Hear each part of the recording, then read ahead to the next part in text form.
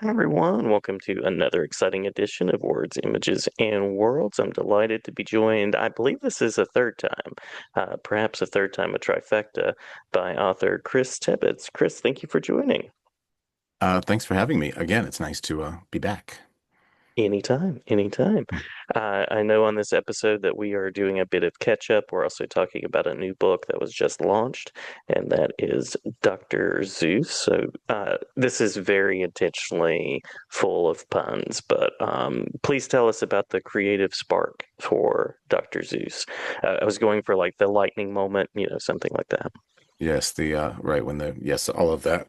The in fact, it begins with a lightning bolt down to earth in Athens, Ohio, where our prospective hero exists, Nick Andino, and Zeus and his son Hermes, the messenger of the gods, have come to introduce Nick to the prophecy that may or may not wipe out the history of his family in time entirely if he's not up to the back and forth time travel that they're about to send him on for 455 BC and present day in Greece and then present day Ohio. So Greek mythological shenanigans ensue, and we find out, how it goes from there.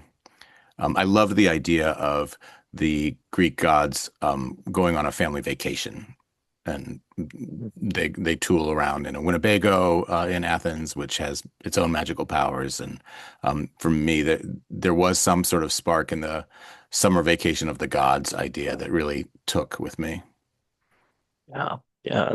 I'm just a mythology fan. I have been since I was a young person, so I would have been all over this book as an elementary or middle school kid. I had, like action figures of the Greek gods, big Clash of the Titans fan, all of those things. Yeah. Um, so curious about that inspiration for you. Has mythology been a part of your creating an inspiration for some time now, or is this a recent interest? Yeah, I mean, my first novels, which were work for hire that I stumbled into, was a Viking quest, and Norse mythology figured heavily into it. Although my first love in mythology was Greek mythology, it's a little like the Beatles. Like kids just always tune, it's there's something golden or evergreen about the gods. And I read mythology as a kid. I was a big reader, but there was something about that.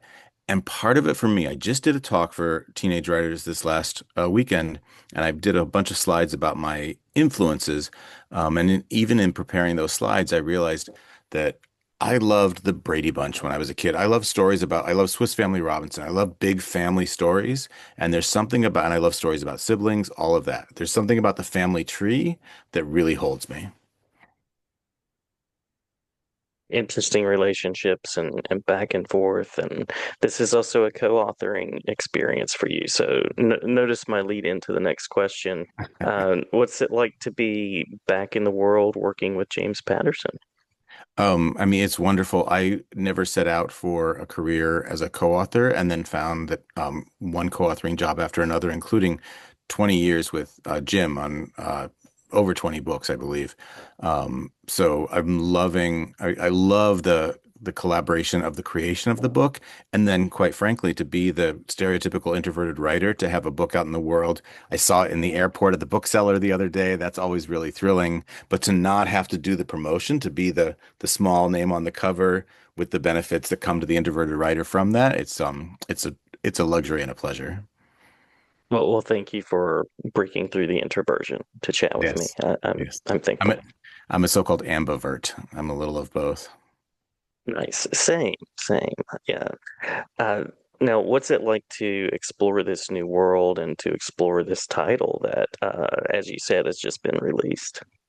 I really, really enjoyed like, the Castaway stories I worked for. I love these sort of iconic kinds of stories and then trying to crack them open in my own way or in our own way, working from Jim's outline to then find a a character, a hero that I could create that was easily differentiable from the character I've been writing with Jim for 8 books before in the middle school series.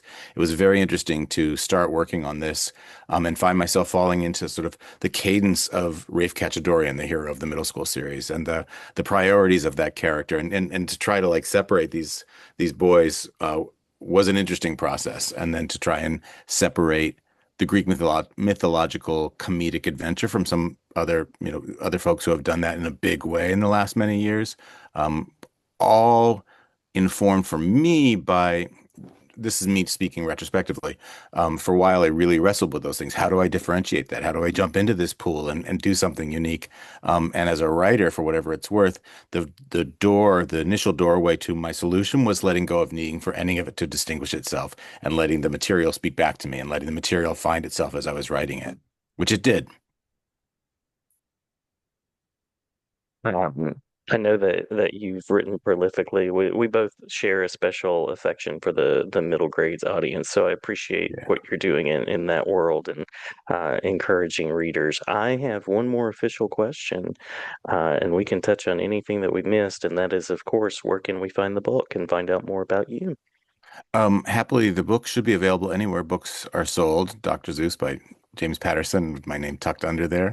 And I'm online on the usual social media channels at Chris Tebbetts. The trick is spelling my last name, Tebbetts. And then I also can be found on a website titled for another big venture that I will thank myself for later to mention, which is Theater Camp for Writers, where we talk about how acting and improv and directing and all of those things inform writing craft. So theatercampforwriters.com is another place where I am frequently found. Many, many thanks, Chris. Always glad to chat with you.